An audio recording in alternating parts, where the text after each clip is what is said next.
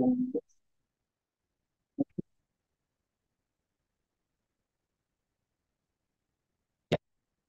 terima kasih sebelumnya. Assalamualaikum warahmatullahi wabarakatuh. Waalaikumsalam warahmatullahi. Ya, rekan-rekan sejawat sekalian, mungkin di pagi hari ini kita belajar bersama ya, kita update mengenai beberapa materi. Kemudian nanti saya di materi pertama terkait dengan pendengaran dan penyebab gangguannya. Ya, kita recalling dan refreshing sejenak terkait dengan hal ini. Mungkin akan saya sampaikan terkait dengan pendengaran, proses mendengar, dan beberapa penyebabnya. Ya. Langsung saja. Ya, kita tahu bahwa setiap hari kita mendengarkan bunyi, gitu ya. Banyak sekali suara-suara yang ada di sekitar kita. Dan ketika kita berkomunikasi juga, ini menjadi suatu hal yang sangat penting karena saat ini kita komunikasi selain menggunakan media sosial juga menggunakan ya secara langsung gitu ya. Kita bicara, mengeluarkan suara dan bunyi itu didengar oleh kita.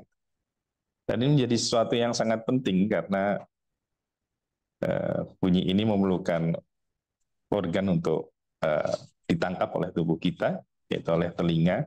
Ya. Jadi kalau ada gangguan-gangguan di sana, mungkin sangat ini berpengaruh terhadap kehidupan kita nantinya. Nah, untuk mengetahui itu semua, jadi sebenarnya kita lihat dulu bahwa bunyi, ya seperti apa sih ini bunyi? Ya, jadi bunyi yang masuk ke kita itu, ya, ini sebenarnya terdiri dari frekuensi sama intensitas. Jadi selama ini mungkin kita hanya dengar gitu ya, kalau tahu ada bunyi. Tapi bunyi terdiri dari frekuensi dan intensitas. Jadi frekuensi itu apa? Nah, jadi bunyi ini dari frekuensi ini merupakan suatu nada ya. Jadi sebenarnya kita bilang adalah suatu nada di mana nada ini kita bedakan ya dari rendah sampai dengan tinggi dan satuan dari frekuensi sendiri adalah hertz. Kita tahu manusia mungkin hanya terbatas pada frekuensi di 20 sampai 20 ribu hertz. Jadi eh, frekuensi bunyi yang di bawah atau di atas itu mungkin kita tidak bisa mendengarnya ya. Nah, kecuali hewan-hewan tertentu ya yang mungkin dikasih apa namanya kelebihan untuk bisa mendengarkan ini.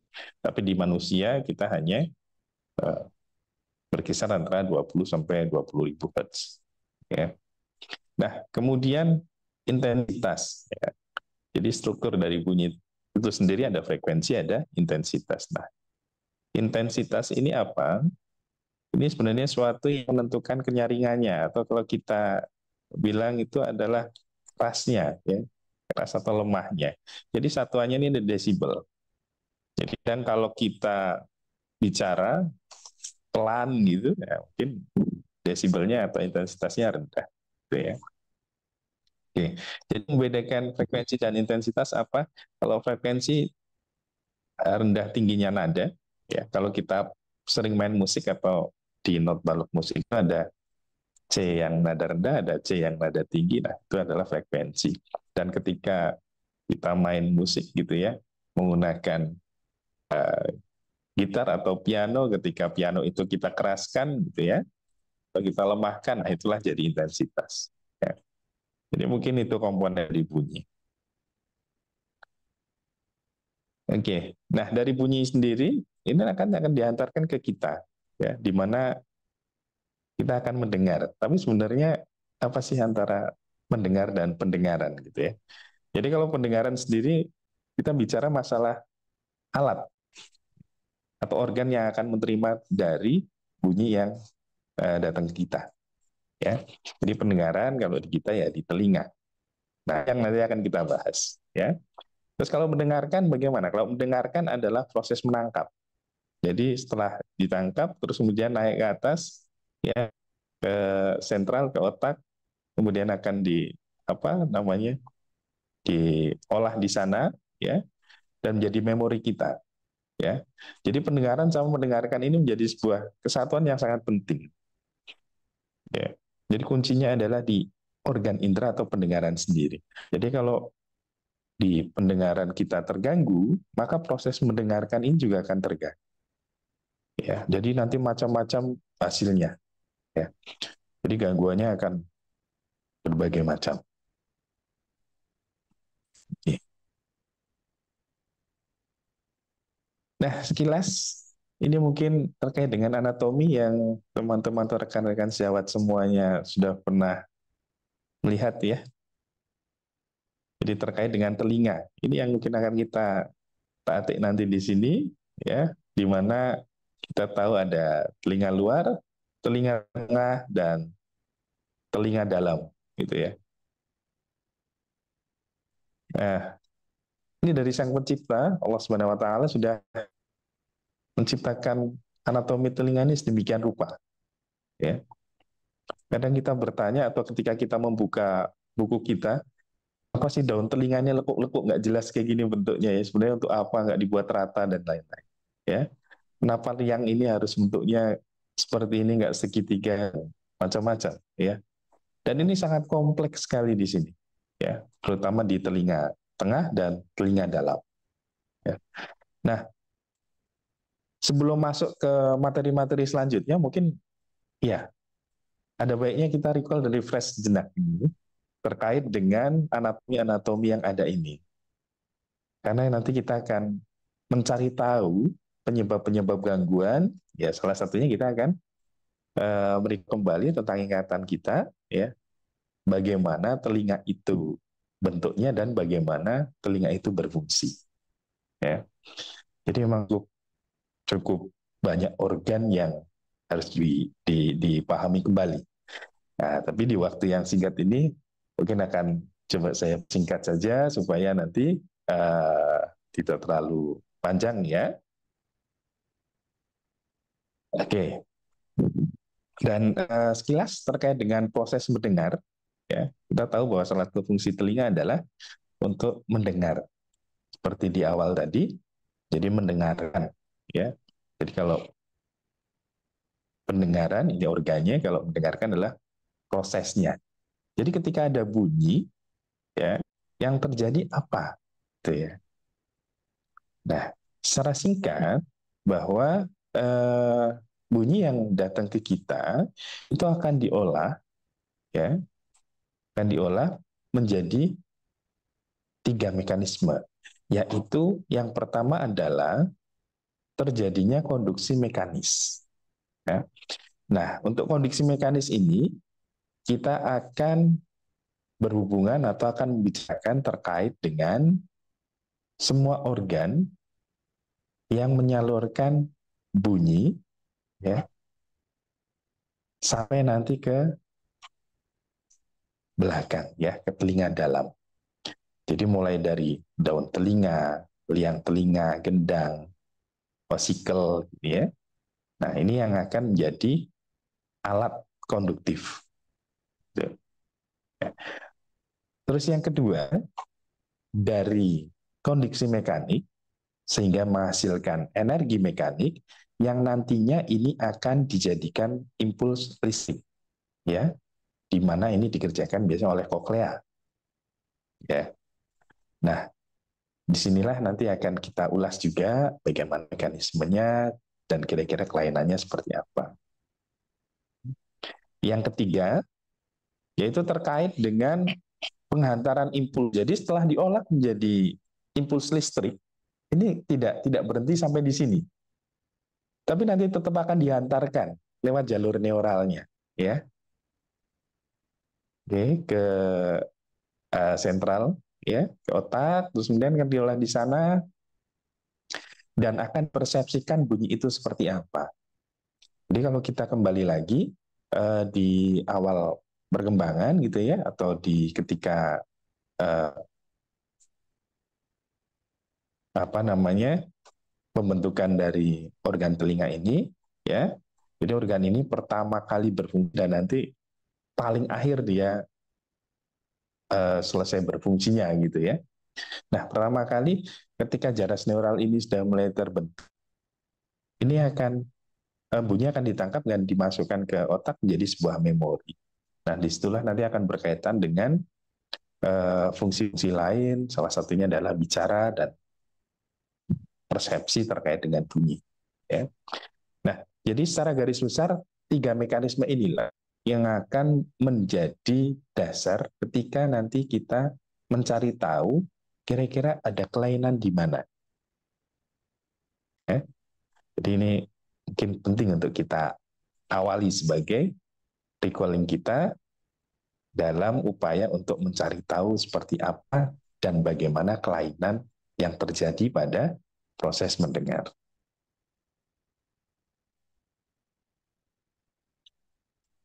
Oke, ya ini yang tahun 2020, ya 2019, maaf, dari WHO. Jadi ini jadi problem penting bahwa gangguan pendengaran ini menjadi sebab kecacatan tertinggi keempat di dunia. Jadi luar biasa. Ya.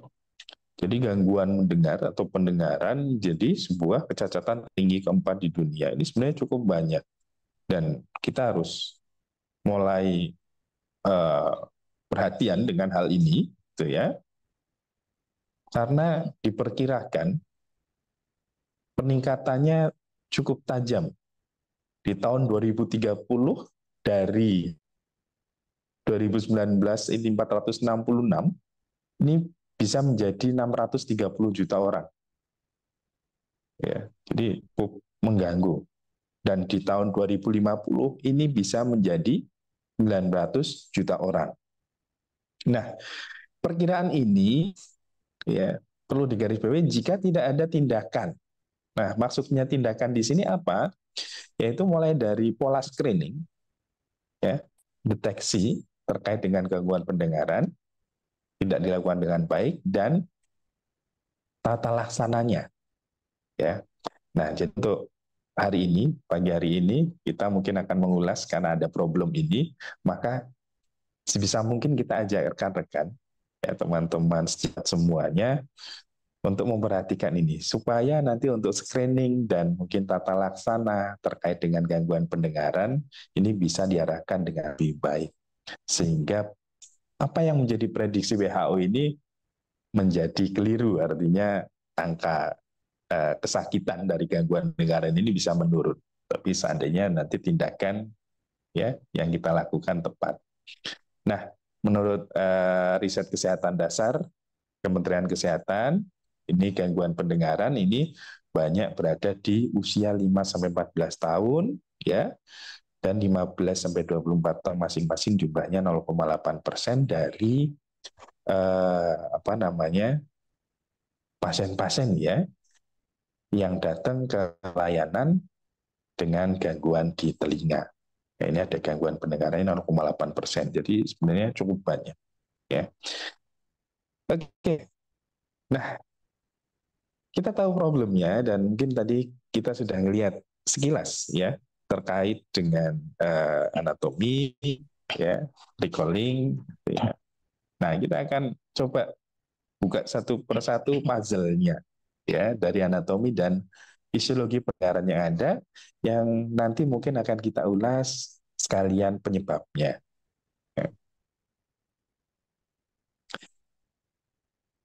Oke.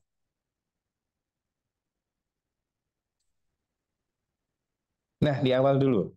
Kita sudah bagi tadi untuk pendengaran sendiri ada telinga luar, telinga tengah, dan telinga dalam. Ini dari daun telinga nih, kita kenal lebih dekat mengenai daun telinga, atau yang kita sebut auricula atau pinna. Ya. Jadi sebenarnya apa sih fungsinya nih daun telinga? Ya. Selain buat nyantolin kacamata. Jadi mungkin apa ini fungsinya? Ya, jadi pinna ini di dalam proses mendengar, ini akan menangkap suara yang ada di sekitar kita. Ya. Nah, frekuensi-frekuensi yang ada di lingkungan dengan intensitas atau desibel yang berbeda-beda, ini akan ditangkap oleh daun telinga. ya. Nah, kita tahu daun telinga sendiri, di sini ada lekuk-lekuk, ya, ada helik, ada antihelik, ada tragus, dan teman-temannya, ya, yang ini bertujuan untuk menerima pantulan dari suara-suara yang datang ke arah kita, baik direct maupun reflected, ya, atau dipantulkan. Nah, semuanya ini diantarkan nanti menuju ke arah liang telinga. Oke, ya. Jadi dari sini ini bisa dipahami bahwa lekuk-lekuk ini mempunyai sesuatu fungsi yang penting, ya. Sehingga kadang kelainan-kelainan di sini juga akan berpengaruh terhadap penerimaan suara. Jadi banyak nanti, ya. Dan secara keseluruhan daun telinga ini, ya, bila kita maksimalkan atau kita ukur, ini akan memberikan penguatan suara atau intensitas sampai dengan 20 desibel, ya, di dalam rentang frekuensi, yaitu frekuensi menengah antara 2 sampai 4 kHz, ya, atau 2000 sampai 4000. Jadi kalau ada suara percakapan itu antara 1000 sampai dengan 4000, ya, itu bisa kita kuatkan sampai dengan 20 desibel jika daun telinga ini bentuknya normal dan, ya, dia tidak ada kelainan. Jadi kalau ada orang berbisik mungkin konsentrasi tinggi, maka sound atau suara yang masuk bisa kita dengar dengan baik, ya. Nah, inilah fungsi dari daun telinga, ya, yang selama ini mungkin kita anggap bentuknya seperti itu, gitu, ya. Tapi ternyata secara fungsi ini sangat besar, ya. Nah, di daun telinga untuk gangguan seperti apa, penyebab-penyebab gangguannya, ya.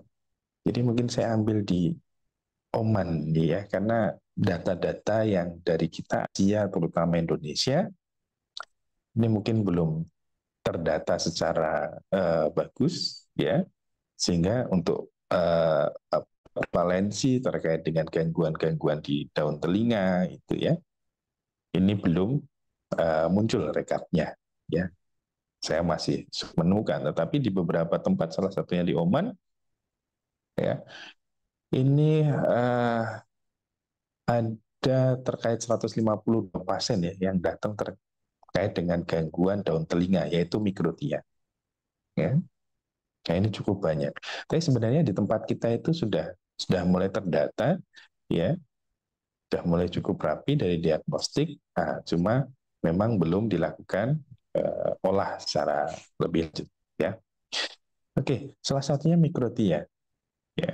Mikrotia ini menjadi salah satu yang perlu perhatian, ya, karena memang untuk tata laksananya sendiri memang masih membutuhkan tempat-tempat dengan support alat yang tinggi, ya, skill yang cukup supaya gangguan mikrotia ini bisa teratasi, ya. Untuk gangguan daun telinga yang lain mungkin ada cauliflower ear, ini juga bisa menyebabkan gangguan karena kita tahu bentuknya mungkin terganggu karena ada penonjolan-penonjolan dan lekuk-lekuk di daun telinga seperti helik, antihelik dan lain-lainnya itu sudah mulai hilang, ya. Terus kemudian yang paling sering, ya, datang ke kita itu perikondritis, othematom, ya, dan mungkin ada massa di auricula. Nah, untuk perikondritis dan othematom ini sendiri biasanya pas datang, ya, keluhannya bukan gangguan pendengaran memang, ya, tapi lebih ke arah nyeri atau gangguan yang lainnya, gitu, ya, penonjolan, benjolan atau bentuk telinga yang berubah, ya. Meskipun sangat jarang, tetapi sebenarnya tanpa disadari pasien mengalami penurunan pendengaran, ya. Karena daun telinga tadi kita tahu dia bisa memaksimalkan, ya, penghantaran atau peningkatan dari intensitas suara sampai 20 desibel. Oke, ya, ini yang pertama yang terkait dengan daun telinga, ya. Yang berikutnya kita masuk lebih dalam lagi ke arah liang telinga, ya, yang telinga luar. atau kita ngomong kanalis auditoris externus. Ya. Oke, mungkin secara skematik gambar ketahui liang telinga, gitu ya. Ini panjangnya di dewasa antara 2,5 sampai dengan 3 cm ya, untuk ras Asia, ya. Dan bentuknya secara anatomis dia tidak bentuk tabung tapi tidak lurus gitu ya, tidak straight. Dia ada kelokan dan mungkin ada daerah penyempitan ya. Dimana kita tahu untuk liang telinga ini dibagi menjadi pars osea dan kartilaginian. Ya, dimana di pars kartilaginian ini kita akan ambil sedikit ya, kita akan ketemu dengan beberapa kelenjar ya yang ada di kulit ya. Nah, ini yang dia memproduksi ya serumen. Jadi sebenarnya secara normal serumen itu terbentuk di sepertiga luar ya, di mana kulitnya dapat kelenjar ya. Nah, kalau yang di 2/3 dalam itu ya, karena ini kulit langsung melekat pada osiusnya tulang ya, sehingga kelenjar-kelenjar di sini nggak ada ya. Jadi nanti kalau ada kotoran mau sampai ke dalam berarti kemungkinan terdorong oleh sesuatu atau memang produksinya yang sangat berlebihan. Oke, ini sekilas dari liang telinga luar ya. Nah, kita kembali secara anatomi seperti tadi, secara fungsi untuk apa sebenarnya liang telinga ini yang berkaitan dengan pendengaran ya. Jadi kanalis auditoris externus ini ya, ini dibentuk atau bentuknya seperti ini karena dia fungsinya salah satu adalah sebagai resonator ya, jadi tabung ya. Nah, seperti yang saya bilang dia 40% sebagai pars cartilago dan 60% sebagai pars osseusnya ya. Dan untuk epitelnya dilapisi dengan keratin. Oke. Nah, berkaitan dengan tulang pendengaran karena nanti suara yang masuk atau ditangkap oleh pina atau daun telinga gitu ya, ini akan diantarkan masuk ke arah liang. Nah, di dalam liang ini intensitas dan frekuensi akan dijaga melalui CA ini ya. Dan kemudian salah satunya juga akan dibesarkan. Ya, apabila intensitasnya mungkin rendah, akan dibesarkan di eksternal. Dan kanal ini juga dia bisa membesarkan intensitas sampai dengan 25 desibel. Ya. Nah, selain sebagai penguatan intensitas gitu ya, jadi suara kanal ini juga akan pantulan-pantulan dari frekuensi yang masuk di dalam tabung ini juga mulai akan dipilah ya, walaupun tidak nanti sekuat di inner ear ya, di telinga dalam. Ya. Nah, jadi diantarkan. Oke. Ya, ini terkait dengan fungsi dan anatominya. Nah, sekarang apa sih gangguan yang paling sering menyebabkan gangguan pendengaran dari gangguan di liang telinga sendiri? Ya cukup banyak ya. Mungkin yang paling sering datang ke pelayanan gitu ya, kesehatan adalah serumen impaksi. Jadi serumen impaksi ini bisa menurunkan pendengaran sampai dengan 15 desibel. Jadi ya kalau yang padat sekali bisa sampai 25. Jadi memang ya akan mengganggu sekali gitu ya. Terus yang berikutnya adalah otitis eksterna. Nah, otitis eksterna ini menjadi apa ya, kasus yang cukup banyak juga ya, ya dikarenakan banyak penyebabnya mulai dari jamur ya, bakteri, terus kemudian terjadi udem sehingga bentuk dari tabung kanal telinga sendiri terganggu ya. Terus benda asing di telinga. Nah, penggunaan cotton bud oleh masyarakat kita ya, dan produk-produk cotton bud yang cukup banyak, mudah didapatkan, ini biasanya sering menyebabkan sikatan atau kapas ini tertinggal di liang telinga. Ya. Nah, biasanya ini yang menyebabkan gangguan pendengaran karena menyumbat di sana. Nah, parahnya lagi kadang ketika sudah tertinggal cotton bud, dicoba lagi untuk diambil dengan cotton bud yang lain, tetapi yang terjadi hanya mendorong. Ya. Oke, untuk gangguan yang lainnya, ini mungkin ada kulit atau kanal, bisa jadi ada massa, ya, atau tumor di kanalis, yang paling sering ini adalah muncul granuloma, ya.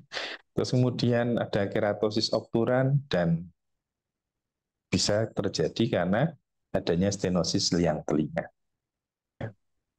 Ya, jadi di beberapa tulisan serumen masih menjadi sesuatu yang tinggi. Oke, jadi setelah pinna auricula kita cek, nah, kemudian kita lihat liang telinga, ada kelainan atau ada gangguan enggak? Ya, nah inilah beberapa gangguan yang berkaitan dengan pendengaran. Oke. Ya, itu terkait dengan liang. Kita masuk lagi ke telinga tengah. Ya, jadi di telinga tengah ini sudah mulai cukup kompleks. Ya, kita ketemu dengan gendang telinga sebagai pembatasnya antara telinga tengah dengan telinga luar. Terus kemudian kita akan ketemu dengan tulang-tulang pendengaran, ya, ada muscle, ya. Terus kemudian ada saluran tuba nanti. Oke, jadi telinga tengah merupakan sebuah ruang di mana di sini ada osikel. Ya. Kita lanjut saja. Fungsinya untuk apa sebenarnya telinga tengah? Nah, sebenarnya ada dua, ya. Di mana nanti untuk telinga tengah sendiri ini sudah menjadi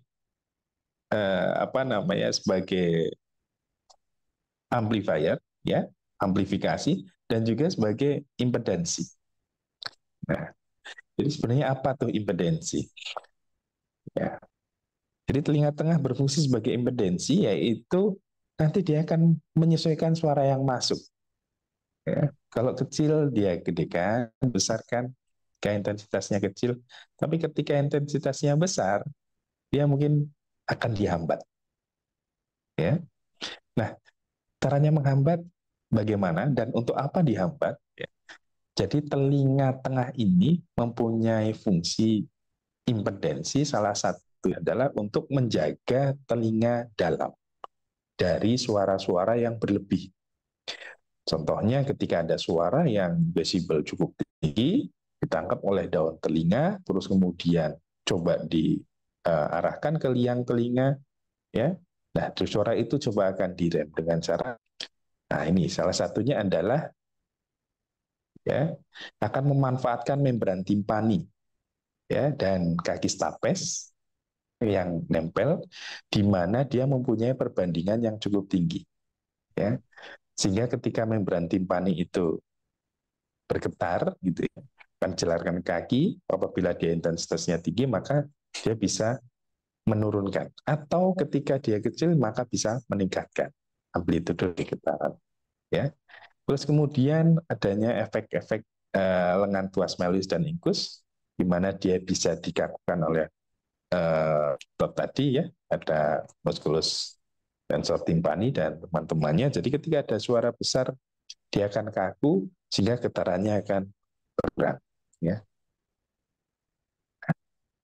Terus amplifikasi atau pembesaran desibel pada telinga tengah ini bisa sampai dengan 35 desibel. Ya. Oke, fungsi yang berikutnya, ya. Nah, tadi ini sebagai sistem refleks akustik, ya. Oke. Jadi salah satunya seperti saya bilang tadi di impedan ada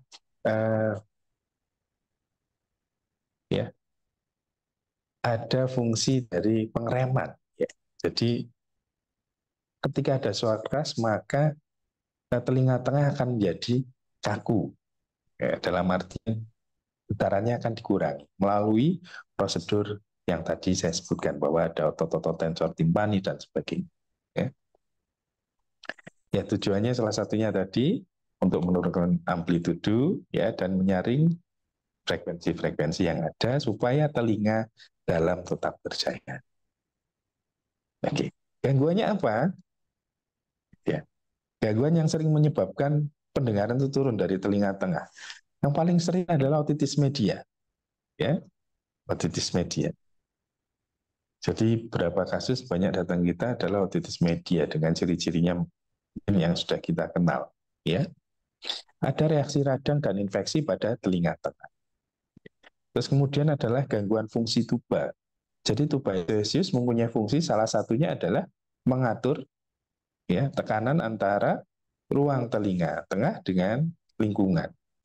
Nah, apabila tekanannya dia berubah atau menjadi turun, ya, maka tadi bisa menyebabkan kekakuan dari vesikel, ya, sehingga refleks akustiknya mungkin akan menurun. Ya.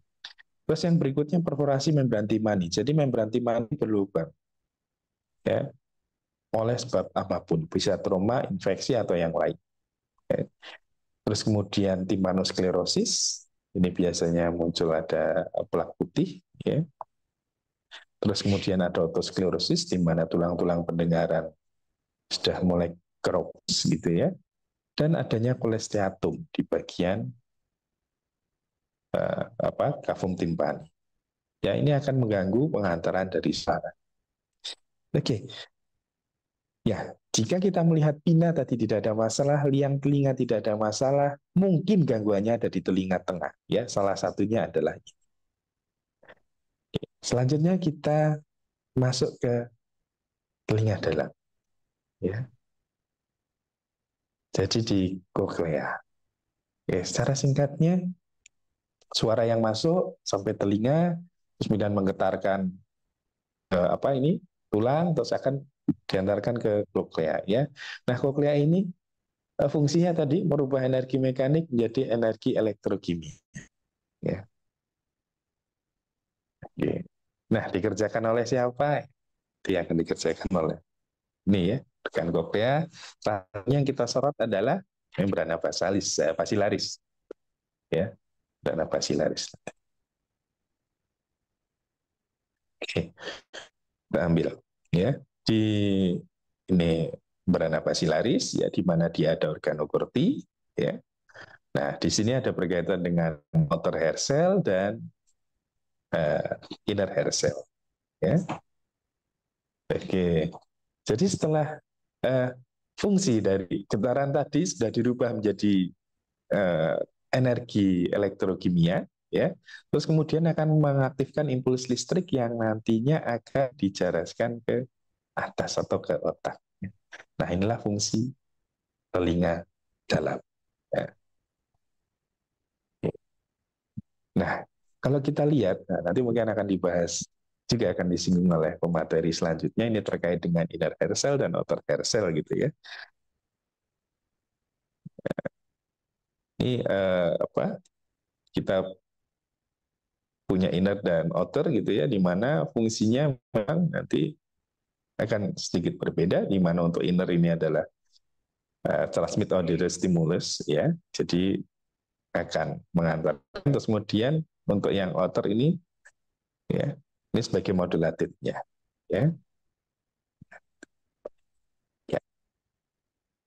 Oke, nah ini untuk secara singkatnya transduksi mekanis, ada gerakan membran basiler, terus kemudian stereosilia akan refleksi ya, terus kemudian terjadi peregangan pada puncak stereosilia di mana terjadi influx K+ ya, ion-ion sehingga nanti akan mengaktifkan atau pelepas neurotransmitter. Nah, neurotransmitter ketika sudah lepas menjadi sebuah energi elektrokimia, nanti akan ditangkap oleh reseptor efferent cochlearis. Ini akan diantarkan lagi ke tingkat yang lebih tinggi. Oke. Nah, inilah yang sering menyebabkan gangguan-gangguan di telinga dalam. Ya. Ketika kita melihat telinga tidak ada dari daun telinga, liang telinga, telinga tengah aman, kok ada gangguan pendengaran. Nah, jangan-jangan ada ini. Penyakit tertentu, misalnya Meniere disease. Ya. Terus kemudian kita tanya riwayatnya, jangan-jangan ada di diabetes, ya, hipertensi, stroke, kepala. Dan mungkin ada infeksi TORCH. Nah, infeksi TORCH ini Ini salah satunya nanti bisa menjadi penyebab ke gangguan pendengaran pada bayi baru lahir. Ya, ini yang jadi penting. Terus kemudian penggunaan obat ototoksik seperti antibiotik golongan aminoglikosid, ya. Terus kemudian obat-obat kemoterapi, aspirin dosis tinggi atau loop diuretik, ya, dan beberapa obat anti hipertensi. Jadi ketika kita nggak menemukan apa-apa di telinga luar, telinga tengah, maka jangan lupa kita harus screening untuk telinga dalam terkait dengan ini, ya, riwayat-riwayat ini. Nah, mungkin yang lainnya adalah gangguan secara kognitif, bentukan yang telinga bagian dalam, terus berikutnya adalah proses penuaan, ya. Nah, yang perlu kita garis bawahi adalah paparan suara keras yang nanti akan dibahas, terus kemudian bisa jadi ada neuroma akustik, ya. Ini yang mungkin jadi beberapa penyebab gangguan di telinga bagian dalam. Ya. Oke, jadi secara keseluruhan, slide. Ya. Oke, untuk gangguan pendengaran sendiri, sebenarnya kita bagi menjadi conductive hearing loss, sensory neural hearing loss, mixed hearing loss, dan auditory neuropathy spectrum disorder. Nah, untuk yang auditory neuropathy spectrum disorder ini biasanya muncul untuk diagnosis gangguan pada anak-anak atau bayi baru lahir, ya. Sedangkan konduktif akan berkaitan dengan konduksinya, sensori neural berkaitan dengan inner telinga dalam, dan untuk mix ini berkaitan dengan konduktif dan sensori. Ya. Dampaknya seperti apa? Nah, ini yang mungkin perlu kita kenali bahwa pendengaran ini jika terganggu bisa menimbulkan gangguan emosional, mudah stres, depresi, mudah marah, ya. Karena memang apa yang menjadi sasaran tidak tersampaikan atau yang menjadi target tidak bisa kita tangkap. Terus kemudian muncul gangguan sosial, kita terganggu komunikasinya, tidak percaya diri, sampai dengan mengisolasi diri, ya, sehingga menyebabkan produktivitas menurun. Ya, untuk anak-anak dampaknya adalah gangguan tumbuh kembang yang pasti, gangguan bicara terhambat, kognitif bisa terhambat, dan adaptasi pun ini juga bisa terganggu. Ya, jadi ini yang menjadi garis besar kita nantinya, ya, terkait dengan gangguan pendengaran, dari mulai anatomi, fisiologi, terus kemudian penyebabnya, ya, serta dampaknya supaya nanti kita bisa lebih aware lagi, ya, terkait dengan problem pendengaran yang ada. Ya, mungkin itu dari saya, Dr. Fitri. Ya, terima kasih. Assalamualaikum warahmatullahi wabarakatuh. Waalaikumsalam warahmatullahi wabarakatuh.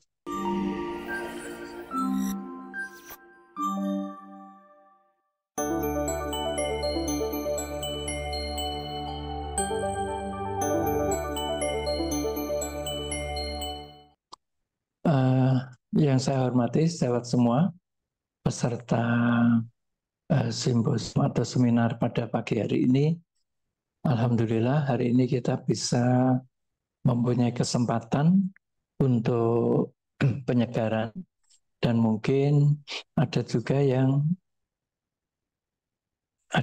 yang merupakan suatu informasi baru, itu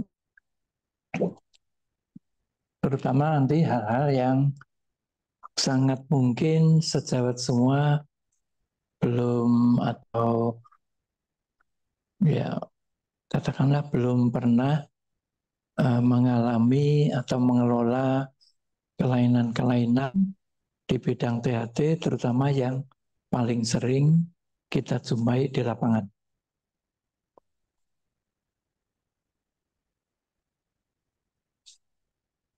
Ya, ini tadi sudah disampaikan Dr. Gesit, ya, anatomisnya seperti ini, hanya saja secara fisiologis, ya, kita mengistilahkan mulai dari auricula, kemudian kanalis auditorius externus, sampai membran timpani ini dalam penerusan gelombang suara ini masuk dalam istilah transmisi satu.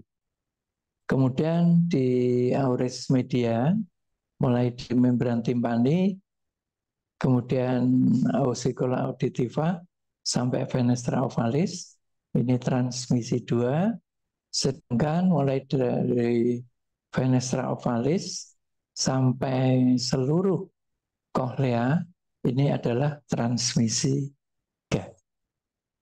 Ya. Selanjutnya untuk program hari ini terutama dalam bagaimana kita mensikapi hal-hal yang berhubungan dengan kelainan atau gangguan pendengaran, kita bisa masuk ke suatu konsep secara umum ya, yang ada beberapa faktor akhirnya menyebabkan gangguan kesehatan. Dalam hal ini, untuk kita bisa menangani atau menanggulangi atau mencegah gangguan kesehatan, kita mesti harus melihat pada suasana atau lingkungan kehidupan kita. Misalnya di lingkungan kerja, kita masuk di lingkungan kerja, maka di sini ada faktor-faktor yang harus diperhatikan, yaitu faktor alam,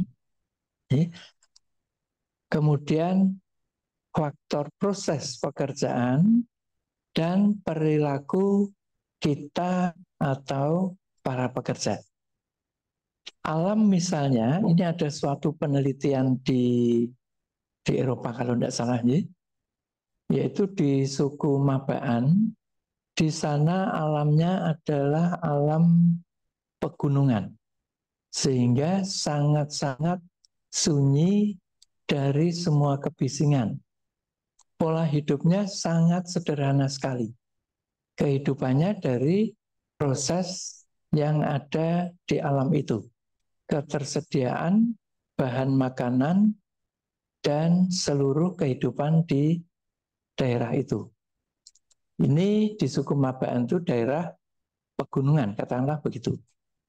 Sedangkan kita mengetahui bahwa dengan pola hidup seperti itu, kehidupan-kehidupan atau proses-proses atau stimulan-stimulan di perkotaan, di daerah industri ini sangat berbeda sekali. Di alam sangat sunyi. Kehidupannya ya seperti itu saja. Pola makannya sangat-sangat rendah kolesterol. Kemudian dibandingkan dengan bagaimana sih kondisi di perkotaan atau daerah industri. Di perkotaan atau daerah industri, minimum kita mengalami adanya banyak proses stimulasi stres. Sebagai contoh misalnya di perjalanan, di lalu lintas. Di Jogja saja, sebagai contoh kemarin sore habis kerja saya mencoba pulang, ya, Dr. Fitri, ternyata luar biasa macetnya. Sudah begitu, sudah macet, ya, ada sepeda motor kanan kiri, mereka dengan seenaknya begitu, sehingga ini menyebabkan pacuan adrenalin. Emosi terpacu. Apa yang terjadi? Yang terjadi kemudian adalah adanya perubahan vaskularisasi atau pembuluh darah. Adrenalin meningkat, pembuluh darah akan menjadi konstriksi. Di samping itu secara psikologis kita mengalami stres yang luar biasa. Contoh pagi tadi, saya dari rumah menuju ke kampus. Bayangan saya hari Minggu sepi. Biasanya perjalanan 25 menit, harapan saya 15 menit. Ternyata luar biasa menjadi terbalik. Karena ada iring-iringan sepeda motor yang knalpotnya besar, cc-nya besar, itu saja jalannya seenaknya. Sehingga waktu itu saya hanya membaca istighfar. Kalau enggak, stres sekali. Stres akibatnya apa? Ke arah psikologis, ke arah pembuluh darah juga. Sehingga dari mengaca atau mengacu pada penelitian di suku Mabaan itu, dibandingkan dengan perkotaan, penduduk di perkotaan, ternyata kondisi alat pendengaran di suku Mabaan sangat bagus sekali. Ya. Proses kejadian presbiakusis atau penurunan pendengaran usia lanjut ini sangat kecil sekali. Sementara di perkotaan berbeda. Pada tahun 92, saya meneliti pada komunitas dosen di perumahan dosen. Ya. Kenapa saya memilih di perumahan dosen dengan profesi yang sama? Hal ini untuk mengendalikan lingkungan. Ya. Ternyata saya mendapatkan bahwa kejadian penurunan pendengaran usia lanjut itu dimulai pada usia 58 tahun. Luar biasa ini. Waktu itu saya menghubungkan dengan usia pensiun pegawai. Pensiun pegawai itu 56 tahun. Sehingga saya mempunyai pendapat harusnya tidak 56 tahun. Ternyata beberapa tahun kemudian berubah menjadi 58 tahun.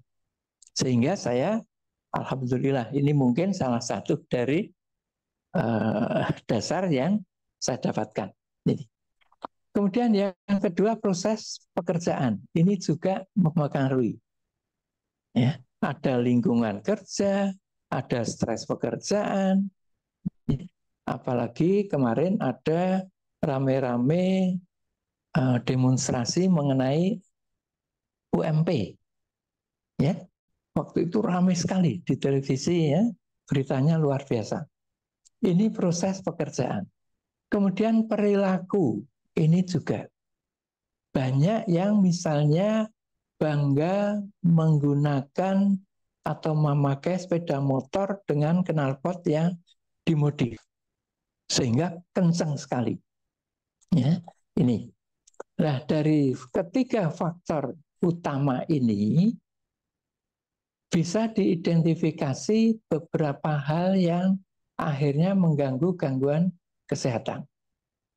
Ini dalam faktor-faktor ini akhirnya disusun pada suatu surat keputusan Menteri Kesehatan bersama dengan Menteri Lingkungan Hidup bahwa faktor-faktor mulai dari air, udara, limbah, cahaya, sampai ke instasi di ruang kerja, ini harus diatur sesuai dengan standar kesehatan dan lingkungan hidup.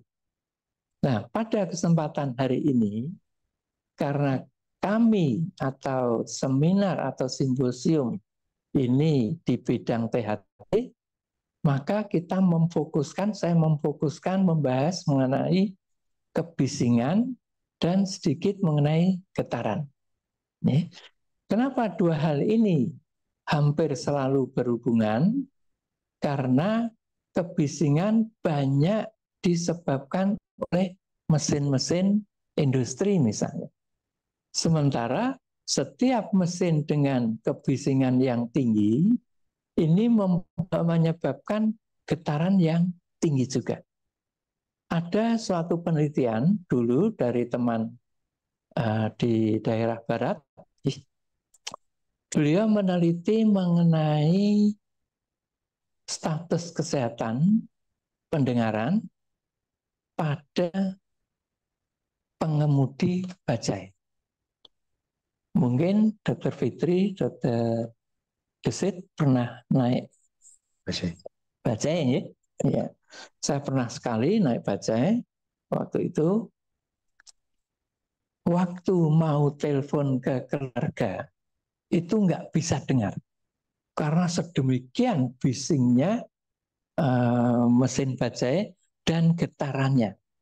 Serta bagaimana supir pengemudi itu, kanan kiri itu menyebabkan saya menjadi stres. Sehingga mau telepon agak kesulitan. Nah, disinilah nanti yang kemudian saya akan menyampaikan bahasan mengenai gangguan pendengaran, terutama akibat kebisingan, karena ini yang paling sering terjadi Ya. Dan bagaimana cara penanggulangannya. Kita tahu dan tadi sudah disampaikan oleh pembicara pertama, bahwasannya yang paling mendapat atau harus kita pertimbangkan adalah bagaimana gangguan pendengaran yang terjadi di telinga dalam, yaitu terjadi kerusakan saraf pendengaran. Ini menyebabkan tuli saraf. Nah, tuli saraf inilah yang nanti sangat berhubungan dengan pekerjaan kita. Ya. Tidak hanya pekerja di industri. Kita sebagai dosen saja, ini lingkungan kerja. Bisa terjadi gangguan pendengaran. Kenapa? Karena tadi itu stres kerja. Ya. Adrenalin meningkat, konstriksi terus-menerus, akhirnya terjadilah kelainan tajam pendengaran kita. Ya, maaf untuk videonya yang pertama. Jadi ini saya akan menampilkan atau mengajak sejawat semua untuk sedikit menelusuri atau berselancar gitu dalam memahami mengenai proses mendengar kita. Jadi secara detail sudah disampaikan oleh pembicara pertama, ya. Tapi ini saya masuk ke bagaimana sih proses bunyi itu. Ya.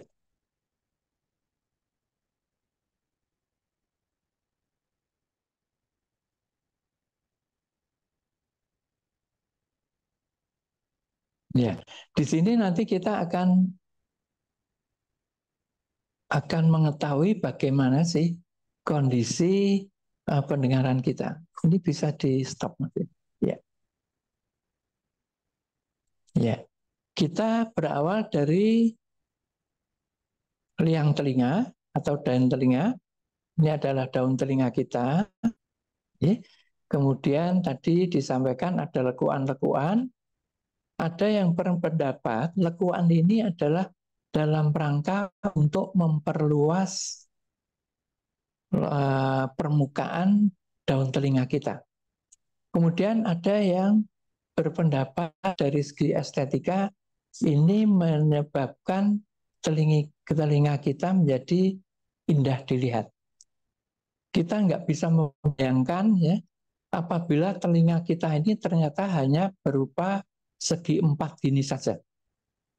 Ya, ini tidak menarik. Ya. Belum lagi kalau di sini nggak ada lekuan, tidak ada tempat untuk cantelan kacamata. Ya. Kalau tukang kayu itu tidak ada tempat untuk menempatkan pensil. Ya. Nah ini sangat luar biasa. Nah disinilah kita perlu atau harus selalu bersyukur kita diciptakan oleh pencipta kita mempunyai telinga yang sedemikian indahnya. Ya. Kemudian dari telinga ini ada suatu penelitian bahwa permukaan telinga ini bisa memperkeras gitu ya, memperkeras intensitas atau kekerasan suara menjadi 5 desibel. Desibel itu ukuran kekerasan suara. Kenapa ini perlu ditangkap atau dilebihkan? Karena nanti akan gelombang suara itu menembus membran. Kemudian menggerakkan membran. Menggerakkan tulang pendengaran. Di sini akan terjadi pengurangan intensitas suara. Nah, pengurangan inilah salah satunya dikendalikan atau dikembalikan atau ditambah dengan luasnya auricula atau daun telinga kita ini. Kita masuk ke dalam, teknik sebentar. Iya, di sini kita masuk ke porus acousticus externus, ya. Medianya media udara di kanalis auditoris externus. Kita mulai melihat adanya gendang telinga. Kadang-kadang kita tidak menyadari bahwa proses mendengar kita itu sedemikian kompleks dan rumitnya. Ya. Selanjutnya, gelombang suara masuk akan menggetarkan gendang telinga. Getarnya seperti itu. Ya. Sementara di kanalis auditoris externus, di sini molekulnya molekul udara renggang. Tidak ada penurunan intensitas suara dari sumber bunyi menuju ke saraf pendengaran kita. Tetapi pada waktu ditangkap oleh membran timpani atau gendang telinga, di sini gendang telinga molekulnya lebih keras, lebih padat, sehingga terjadi pengurangan. Selanjutnya dari membran timpani ini akan masuk ke telinga tengah. Inilah tulang-tulang pendengaran. Gerakannya dalam meneruskan gelombang suara adalah seperti ini. Ya. Dari penerusan ini terjadi perbedaan kepadatan molekul yang ada di osikula auditoria. Di sini lebih padat, sehingga terjadi pengurangan intensitas juga. Ya. Selanjutnya kita meneruskan perjalanan menuju ke telinga dalam. Di telinga dalam tadi disampaikan, ya, ada yang disebut dengan inner dan outer hair cell. Inilah inner hair cell, ini outer hair cell. Ya, atau sel rambut dalam, sel rambut luar. Di sini ada silia-silia, ada rambut-rambut ketat. Sebenarnya inner dan outer hair cell ini adalah merupakan suatu sensor suara, pendengaran.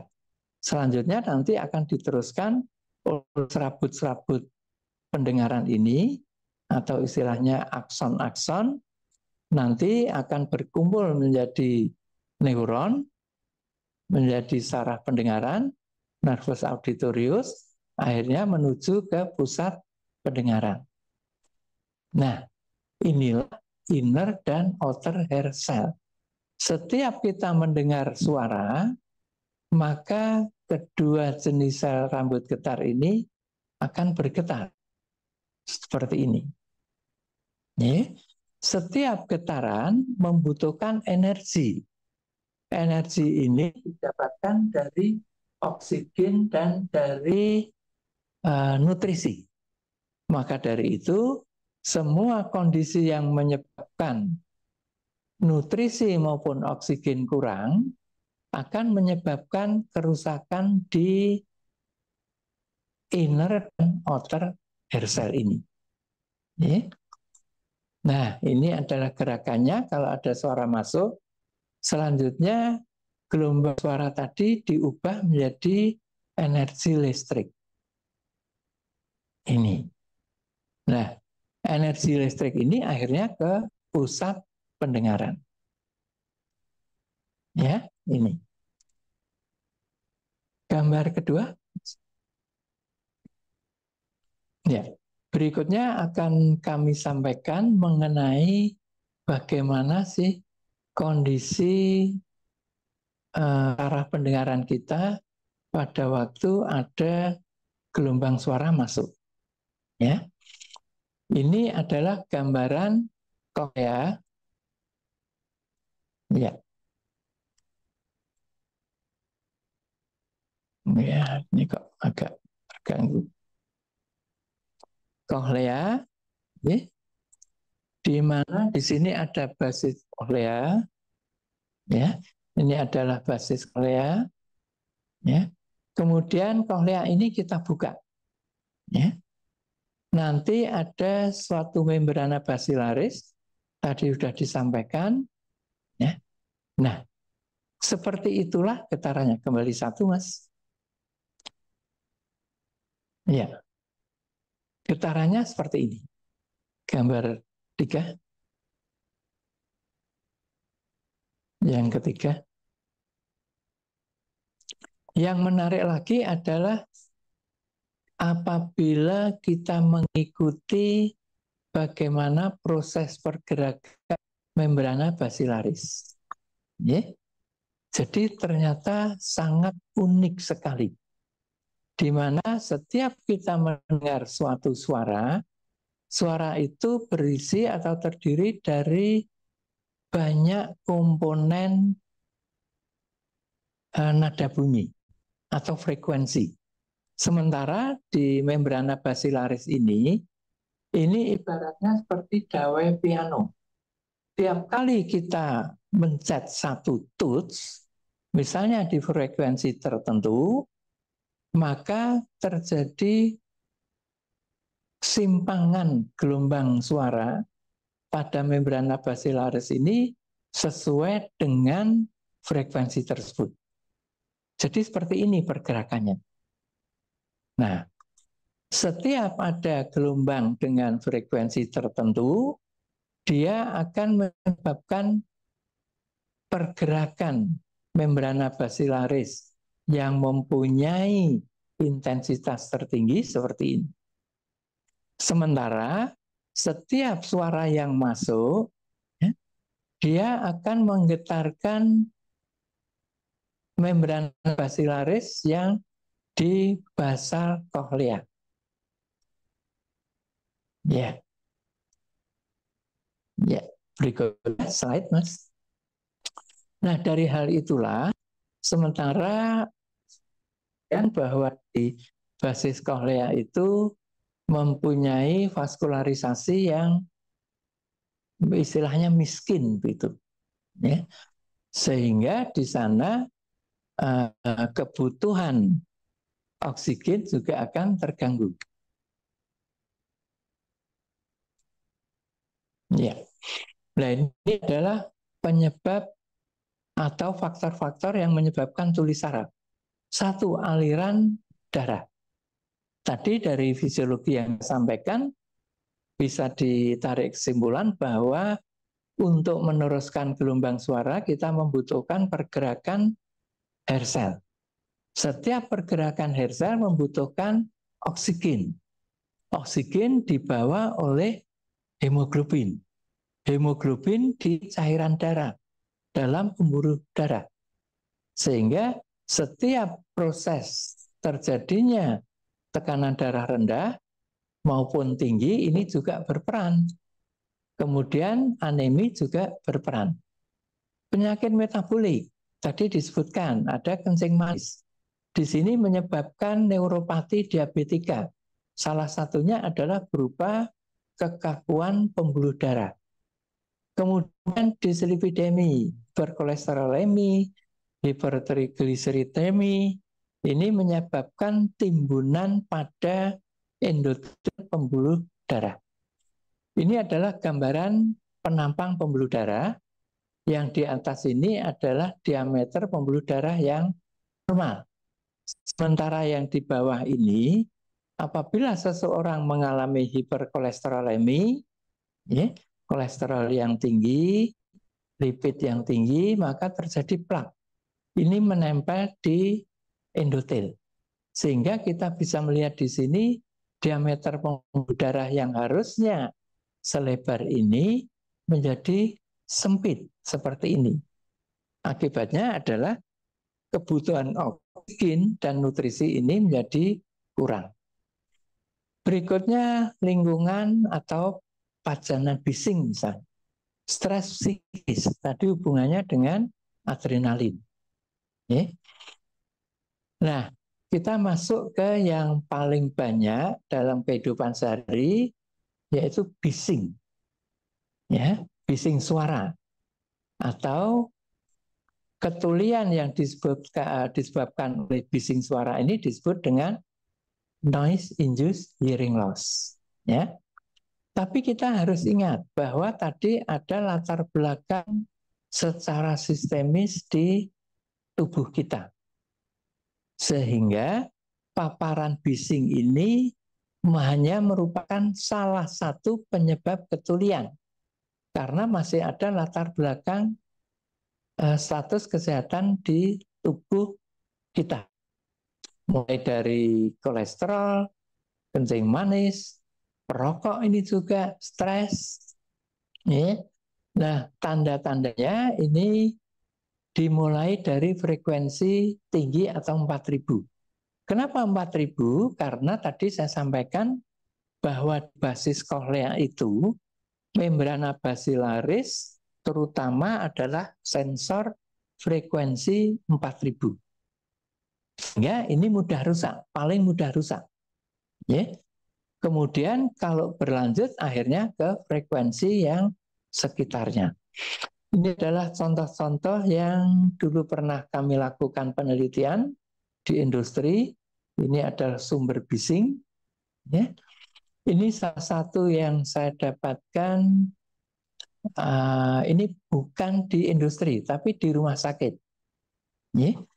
Ini dulu pernah melakukan survei, ternyata luar biasa. Jumlah penderita yang mengalami penurunan pendengaran yang diperiksa tenaga THT dari tahun 97 ini ada 265 penurunan pendengaran. Ternyata 35% akibat dari kebisingan.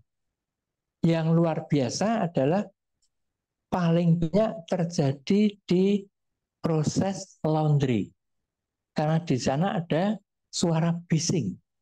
Ya, ini makin lama makin naik, ini komposisi akibat bising. Waktu itu saya hanya bisa mengikuti sampai 2002, ini meningkat sampai 63,8%. Sangat menyedihkan. Ya, pegawai di rumah sakit kita tahu berapa sih pendapatannya, ya, take home pay-nya itu berapa, nanti suatu saat akan mengalami ketulian. Ya, sehingga harusnya di masa usia lanjut, tabungannya sekian digit, ini hanya sekian digit saja. Nah, inilah yang perlu kita perhatikan. Ini adalah kondisi penelitian waktu di Lanut Adi Sucipto. Di sana ada 3 jenis pesawat. Ya, di sini ternyata luar biasa.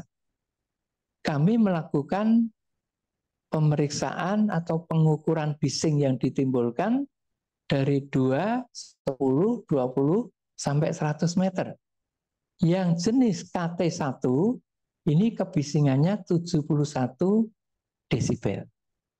Yang Bravo 61,4. Nah, dari pesawat akibat bising pesawat ini terutama adalah akibat mesin jet pistonnya. Ini. Kemudian ini penelitian yang kami lakukan di industri oil company di Balikpapan. Ya. Ini adalah oil company paling bagus dunia. Ya. Waktu itu saya mikir British Petroleum, ternyata enggak. Yang paling bagus adalah yang dari Prancis. Ya. Kami mempunyai kesempatan waktu itu sebagai konsultan di sana mulai tahun 2000 sampai 2010, ya, selalu memonitor tiap 3 bulan sekali bagaimana sih kebisingan di sana. Ini adalah mesin-mesin yang menyebabkan bising.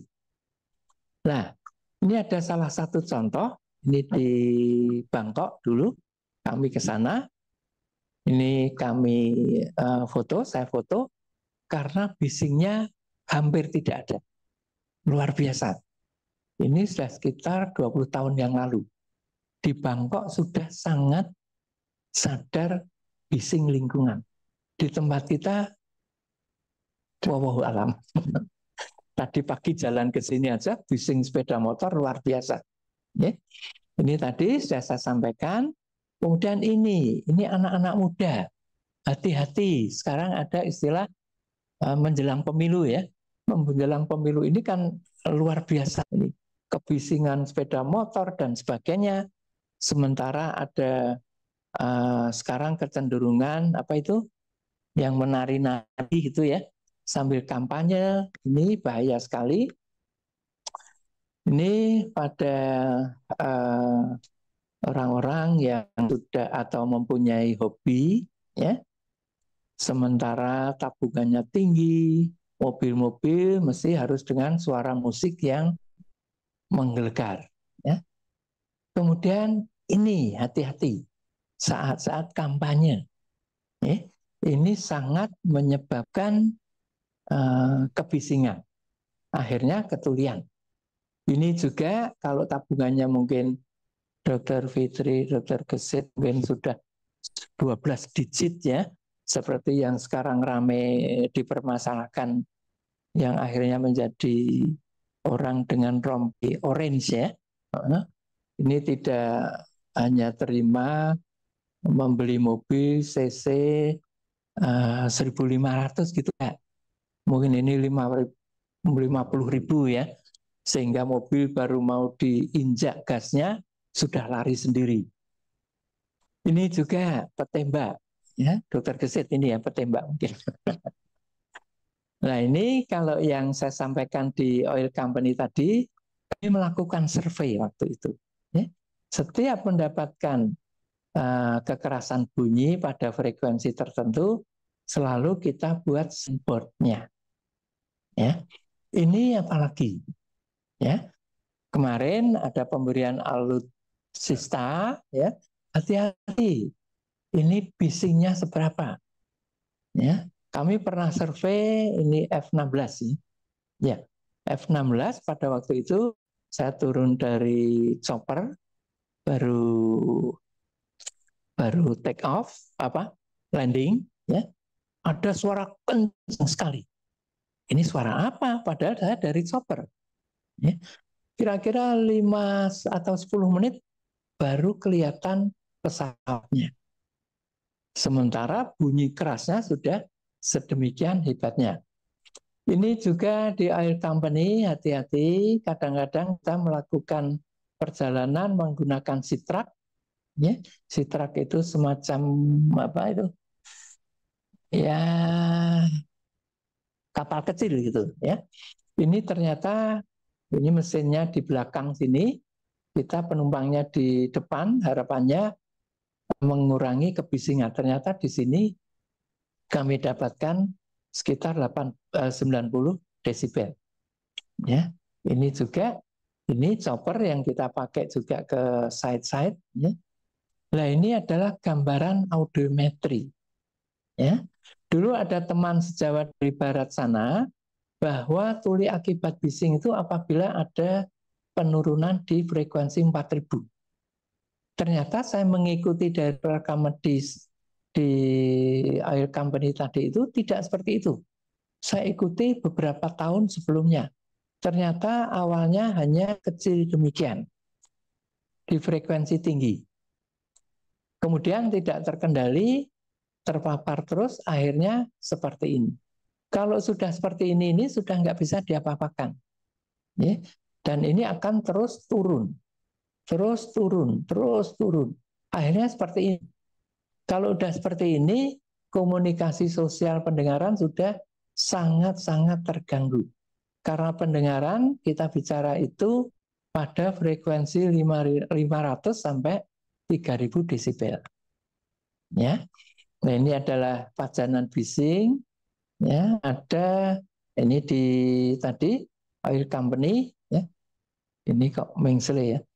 Di helipad ini ternyata di sini ada ruang tunggu. Kenapa? Karena di sini ada pegawai-pegawai yang nanti akhirnya menuju chopper. Di sini juga kita survei ternyata bisingnya tinggi. Sampai 95 desibel. Sehingga waktu itu saya mengusulkan di sini harus ada divider. Ya, 6 bulan kemudian saya datang ke lokasi, ternyata sudah dilakukan, dibangun divider yang cukup bagus. Ini tempat helipad tadi. Kemudian kita mesti, atau di daerah industri atau manapun, mesti harus ada noise control. Ya. Nah, ini signboard tadi. Ini bentuk signboardnya. Nah, ini adalah peraturan internasional kapan kita bisa bekerja di kebisingan tertentu. Yang paling aman adalah kurang dari 85 desibel dengan masa 8 jam. Tiap kenaikan 3 desibel berkurang 50%. Ya. Nah, ini yang kami lakukan juga di salah satu, mungkin satu-satunya ya, BUMN Indonesia yang ada di lapangan. Kami lakukan mapping. Ya. Ini yang daerah hitam ini sudah mempunyai noise yang sangat tinggi. Ya. Strateginya prevensi, ya, hanya prevensi. Prevensi apa? Prevensi dari semua kesehatan di tubuh pekerja. Kemudian di samping itu juga terhadap bisingnya menggunakan protektor. Ya, ini pekerja protektor. Kemudian sumber kebisingan ini sulit dilakukan penanganan. Seperti helipad. Waktu itu ada yang tanya, helipad diapain? Apakah harus ditutup? Tidak mungkin. Sehingga helipad harus dipindah. Untuk pindah mahal sekali biayanya. Sehingga bisanya adalah dengan pelindung pendengaran. Ini tipe-tipe pelindungnya. Ya. Jadi ada 3 jenis. Yang paling kurang bagus adalah helm. Karena helm itu dibuat universal, sementara bentuk kepala kita itu berbeda-beda. Ada yang lonjong ke samping, ada yang ke depan, ke belakang, dan sebagainya. Dulu saya menyampaikan ini di salah satu oil company dari Amerika. Ya. Pekerja waktu itu ada pekerja dari sana menyampaikan sebenarnya kita dulu ingin yang paling bagus ini, ya, tapi ternyata harganya mahal. 1 set itu 2,5 juta. Padahal berapa pegawainya? Nah, ini adalah spesifikasi dari earplug tadi, PPE. Paling bagus ini. Kenapa paling bagus? Karena menyumbat liang telinga dengan maksimal. Ya. Selanjutnya hati-hati, ini biasanya untuk visitor, ya. Kalau bekerja di sana jangan pakai ini, minimum pakai ini. Ya, ini salah satu contoh. Saya menganjurkan double. Di samping pakai earplug ini juga pakai helm. Tapi hati-hati, tiap helm kita harus teliti karena di sini seringkali busanya ini sudah robek. Ya. Nah, ini yang ada di Lanut Adi Sucipto, ya, selalu harus demikian. Ya. Ini ada contoh orang yang sakti, ya, dia nggak mau pakai pelindung telinga, katanya sakti, tapi sebenarnya dia sudah tuli. Ya, ini adalah komponen yang harus kita perhatikan sebagai tenaga medis untuk menangani ketulian akibat bising itu. Ini mungkin yang bisa kami sampaikan, moga bermanfaat. Dan saya yakin sahabat semua mungkin ada yang dokter umum, ada yang masih mahasiswa. Biasanya kalau lulus dokter itu kan pada bekerja di perminyakan gitu ya. Terima kasih. Assalamualaikum warahmatullahi wabarakatuh.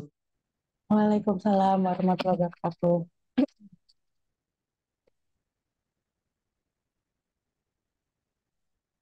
Baik, terima kasih banyak Dr. Bambang Uci atas pemaparannya, Dok, yang sangat aplikatif, informatif, memberikan gambaran kepada kita bahwa gangguan pendengaran faktor penyebabnya sangat banyak, bahkan dari dalam diri kita sendiri. Untuk itu pada sesi berikutnya ada pertanyaan dari peserta Bapak Ibu dokter dan teman sejawat sekalian. Apakah ada pertanyaan yang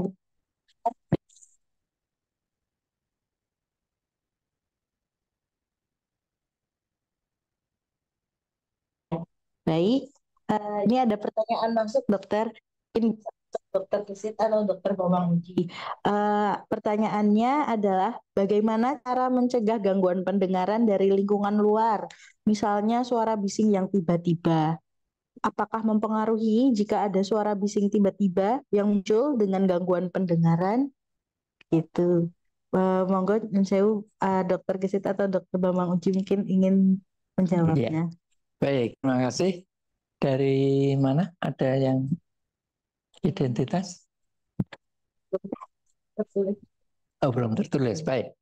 Terima kasih atas pertanyaannya. Tadi secara detail gitu ya, sudah saya sampaikan. Kemudian bagaimana cara mencegah gangguan pendengaran dari lingkungan luar, misalnya suara bising yang tiba-tiba. Ya, jadi tadi itu yang saya sampaikan lebih banyak ke suara bising yang terus-menerus. Tetapi di industri company oil itu ada suatu gangguan mendadak gitu ya, atau bising mendadak, yaitu pada yang disebut dengan istilah check valve. Ini valve untuk menyedot gitu ya, menyedot minyak dari satu lapisan perminyakan gitu. Ini suaranya seperti ledakan gitu ya. Nah, kalau seperti ini, maka kita kembali ke tadi di slide saya yang di situ ada peraturan secara internasional dari International Hearing Commission ya, bahwasanya seseorang bisa atau aman bekerja di lingkungan kebisingan sampai 85 desibel itu 8 jam. Kemudian diturut tadi sampai 120 itu hanya berapa detik gitu. Nah, pada saat kita mendengar suara ledakan yang mendadak, ya, kita mesti mempertimbangkan kalau ini secara teoritis, ya, berapa desibel sih suara itu? Apakah kita bisa mengukur desibel bising secara mudah? Ini bisa.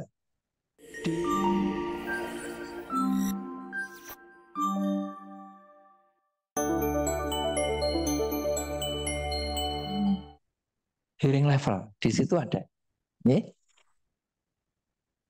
Kemarin hari Jumat, ya, Jumat ada pasien waktu itu menyampaikan saya harus bagaimana bicara supaya tidak terganggu oleh bising, atau saya harus bekerja seperti apa, di mana, dengan bising yang seberapa.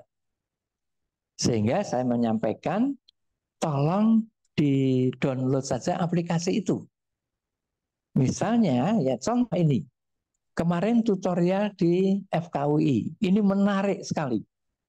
Ya, mahasiswanya aktif-aktif. Sehingga suaranya kencang-kencang itu. Kebetulan dekat saya mahasiswa laki-laki. Saya buka SPL meter. Saya tunjukkan, ini loh suara bising di teman Anda itu berapa. Ternyata 90-100 desibel. Jadi kalau saya bicara biasa begini ini, tanpa loudspeaker, itu sekitar 60-70 desibel. Jadi untuk 8 jam bicara itu tidak masalah. Cuma kita jadi serak. Jadi itu mungkin memang pada kondisi di mana sampai katakanlah gendang telinga kita belum sampai rusak, belum sampai robek gitu ya. biasanya masih ada tenggang waktu 2 kali 24 jam untuk recovery. Inilah kehebatan pencipta kita. Jadi ada istilah saraf pendengaran yang capek. Kenapa capek? Karena mendengar suara. Tapi ternyata pencipta kita ini memberikan recovery time sampai 2 kali 24 jam.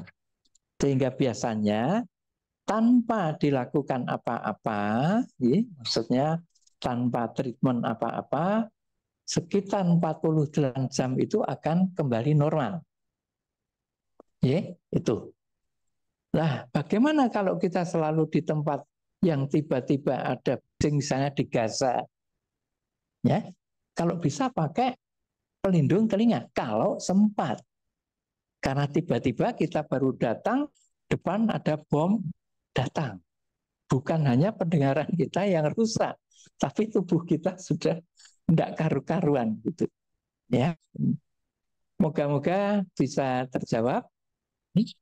Baik, terima kasih banyak Dokter Bambang Uci atas pemaparan jawabannya. Maaf dokter, tadi penanyanya dari Dokter Meliana. Nah kemudian ditujukan ke Dokter Gisin, Dok. Ini ada pertanyaan dari Dokter Meliana juga. Bagaimana mengetahui bahwa seseorang terkena gangguan tuba? Terima kasih dokter. Ya, terima kasih Dokter Melia ya atas pertanyaan. Ini sangat menarik ya. Jadi kita kembali tadi ya bahwa gangguan pendengaran salah satunya bisa diakibatkan karena problem di konduksi ya di telinga tengah ya, karena tuba posisi ada di telinga tengah ya, dan kita kembali bahwa fungsi tuba yaitu menjaga tekanan telinga sama dengan lingkungan ya. Nah kalau tuba ini terganggu terus gimana gitu ya, tanyakan ketika tuba terganggu maka dia akan mungkin menutup ya, secara gambarannya gampangnya menutup. Nah, yang terjadi ketika menutup maka aerasi atau ventilasi gitu akan terganggu. Gitu, sehingga tekanan di dalam ini juga akan berkurang, tekanan di telinga tengah akan berkurang. Nah, gimana sih untuk mengetahui kalau dia terkena gangguan tuba? Ya. Nah, yang pastinya selain dari anamnesis kalau kita ya, jadi teman sejawat, anamnesis dan gangguan pendengaran, kita juga melakukan pemeriksaan fisik. Nah, pemeriksaan fisik yang bisa kita lakukan untuk mengetahui gangguan tuba, salah satunya adalah melihat gerakan gendang telinga. Ya. Nah, karena tuba punya fungsi tadi aerasi, ventilasi, dan jaga tekanan, sehingga kita akan refleks akan kita berikan manuver namanya, supaya si gendang telinga ini masih bisa bergerak enggak ketika tuba akan kita rangsang atau kita berikan tekanan ya. Manuver yang bisa kita gunakan adalah manuver falsafah atau manuver twin B, yang mungkin caranya teman-teman sudah tahu ya, dengan menutup hidung, menutup mulut, terus kemudian meniup gitu ya, sehingga ketika tubanya itu masih bagus, maka refleks dari si gendang itu akan bergerak dengan baik juga. Atau dengan twin B. Twin B ini sama, menutup hidung dan menutup mulut, terus kemudian disuruh menelan, maka dia akan macam tertarik gitu, retracted, yang kemudian akan balik secara spontan. Nah, kalau balik secara spontan gitu, ya kemungkinan besar tubanya sih bagus gitu ya. Atau sebelum dilakukan manuver tadi, kita bisa cek juga tuh ya dengan otoskop, ya otoskopi kalau ada. Karena kalau dengan mata telanjang langsung ke gendang telinganya kita nggak ngelihat jelas, apalagi ya dok. Jadi sudah mulai kabur gitu, jadi harus pakai otoskop ya. Jadi dilihat pakai otoskop, terus kemudian ada retraksi nggak? Kalau ada retraksi, kemungkinan besar ada gangguan tekanan. Nah, itu kemungkinan paling banter ya tubanya terganggu. Ya, jadi simpelnya seperti itu caranya. Nah, kalau misalnya gendang telinganya udah lubang, gimana nih? Gitu ngecek si tuba ada gangguan atau enggak. Kita berikan, karena tuba itu nanti akan ke nasofaring ya. Jadi kita berikan sesuatu, kita teteskan di telinga, ya harapannya tetes itu akan masuk ke telinga tengah dan kemudian akan disalurkan melalui tuba ke nasofaring. Nah, kalau bisa kita berikan tetes obat-obatan tertentu yang kira-kira punya rasa yang kuat. Ya, biasanya sih chloramphenicol tetes itu yang agak pahit gitu ya, kita teteskan. Kalau dia nanti si pasien merasakan kok ada pahit, ya berarti tubanya kemungkinan terbuka. Tapi kalau enggak, kemungkinan terbuka. Nah, mungkin itu cara singkatnya. Gitu. Mungkin itu Dokter Melia ya. Oke, baik Dokter Gesit. Terima kasih banyak Dok atas pemaparan jawabannya. Mungkin yang saya Dok izin kepo sedikit dari tadi. Jika ditemukan pada pemeriksaan fisik itu ada gangguan tuba, nah obat simptomatik apa ya Dok yang kita bisa berikan terutama di PPK 1 gitu Dok? Ya, iya. Oke, jadi kalau obatnya mau diapain ya?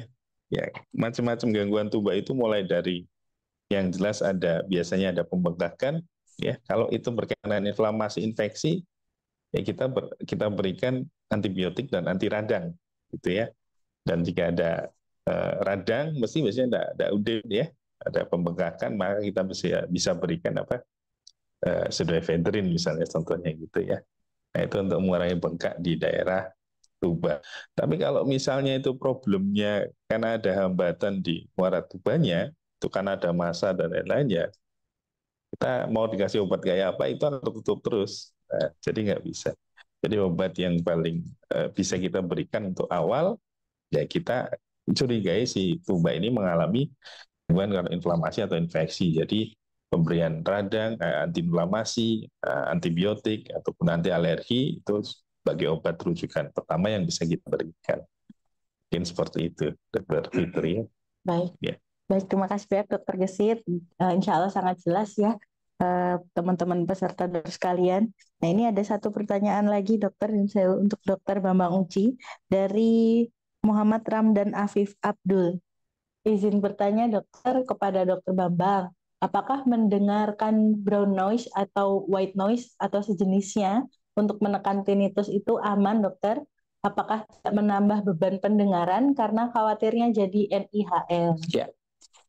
Ya, terima kasih. Ini Mas atau dokter ya, Muhammad Ramdan Afif atas pertanyaannya.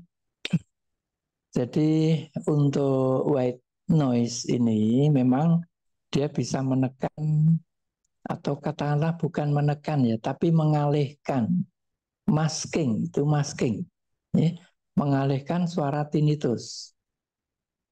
Pada kondisi di mana desibelnya tidak terlalu tinggi, ya, atau berapa sih tinggi itu?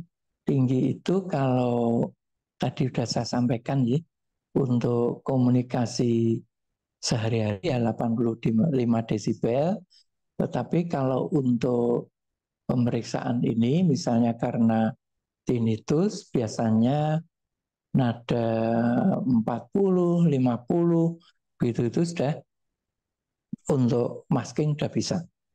Nah, bisa terjadi noise induce apabila white noise-nya itu malah tinggi atau sangat tinggi itu. Sehingga nantinya white noise-nya misalnya white noise-nya itu hanya untuk satu telinga, katakanlah diberikan white noise itu 80 desibel. Sementara yang kiri, yang kanan misalnya itu ya, misalnya yang kiri kok masih bisa mendengar 50 desibel.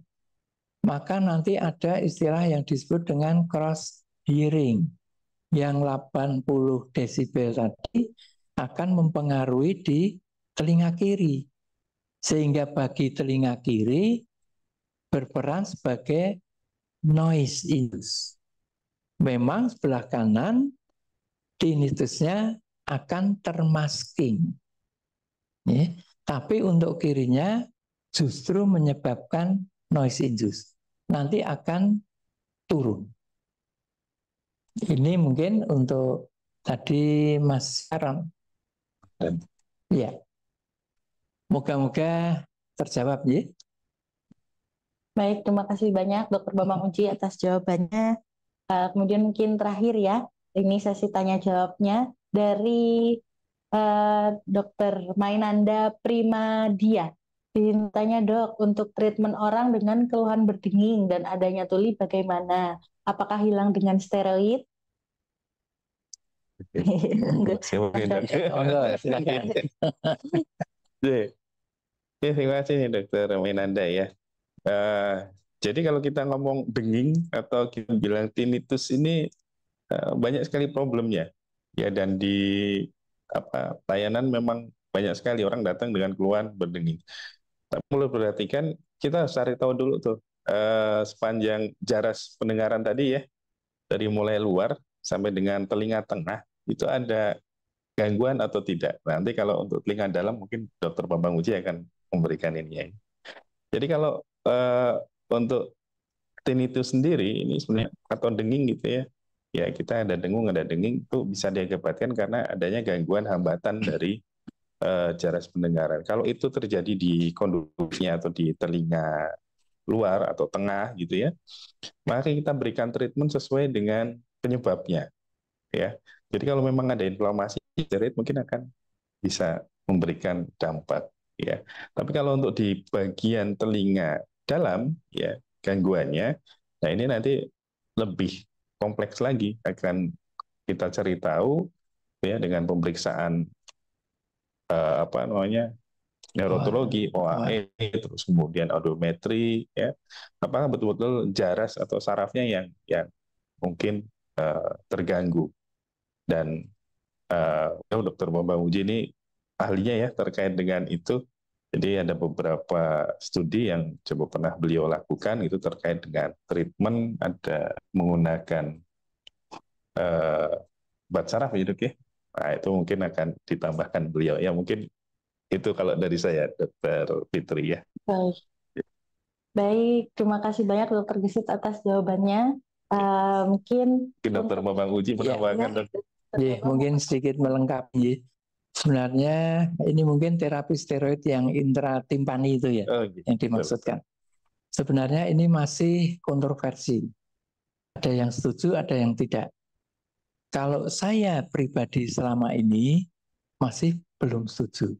Kenapa? Karena mekanisme tinnitus ini ya seperti yang disampaikan Dokter Gesit itu, ini sangat panjang rangkaian. Mulai dari perifer, mulai dari auris interna, media, sampai ke area 424. Ya, di situ. Sehingga apakah pertama ya, misalnya diberikan steroid, apa benar kalau ada inflamasi itu dia bisa masuk ke intraseluler aksonnya? Ini juga masih belum jelas. Ya. Kemudian misalnya yang non-inflamasi apalagi steroid tidak akan ada gunanya. Ya. Jadi ini memang masih perlu studi yang lebih lanjut. Ini mungkin. Kalau tadi yang disinggung Dokter Gesit, obat saraf, mungkin nanti di sesi kedua saya sampaikan namanya. Ya. Ini memang ada efek yang sudah ada bukti risetnya, meskipun masih pada binatang ini, karena tidak mungkin kita mengambil saraf pendengaran manusia, ya. Ini kan jelas nggak etis. Ya. Saraf pendengaran diambil, dikultur, satu dirusak, satu tidak, yang dirusak diberikan obat, yang tidak dibiarkan, nanti yang diberikan obat ini akan mengalami regenerasi seperti awal apa enggak? Ya, ini mungkin begitu ya, Mbak atau Mbak ya, Mainanda Primadia. Ya, moga-moga bisa diterima. Terima kasih. Terima kasih banyak Dokter Bambang Uji dan Dokter Gesit atas jawabannya pada sesi tanya jawab ini. Nah, tadi juga sudah di-spill ya Bapak Ibu dokter dan teman sejawat peserta seminar sekalian bahwasanya nanti ada juga pembahasan terkait suplemen saraf nih Dok ya pada topik-topik berikutnya. Nah, berhubung waktu sudah menunjukkan pukul 10.20, tidak terasa sesi pertama seminar kita telah selesai. Begitu. Terima kasih banyak atas antusiasnya para peserta seminar sekalian. Mohon tetap di tempat dulu karena langsung setelah ini kita masuk ke sesi kedua. Seperti itu. Untuk menutup sesi pertama ini saya ucapkan terima kasih banyak sekali lagi kepada Dr. Kesit dan Dr. Bambang Uci. Semoga bisa diterima semua ilmu dan materi yang disampaikan dan bermanfaat untuk praktek di teman peserta seminar sekalian. Amin. Mungkin